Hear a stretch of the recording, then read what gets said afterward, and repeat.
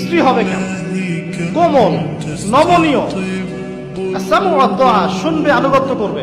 যে কথাগুলো কোরআন সুন্নাহর মধ্যে আছে এগুলো শুনবে, আনুগত্য করবে, স্বামীর সম্মান বুঝবে।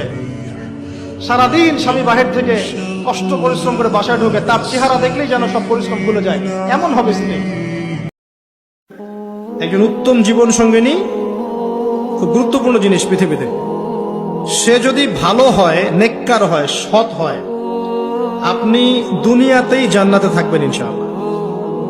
আর সে যদি বদকার হয়, দুশ্চরিত্র হয় এবং আল্লাহ এবং তার রাসূলের বিরুদ্ধাচরণ করে, আপনার আনুগত্য না করে, আপনি দুনিয়াতেই জাহান্নামের ফ্লেভার পাবেন ইনশাআল্লাহ। স্বামীর জন্য সাজে না, বাইরের মানুষের জন্য সাজে।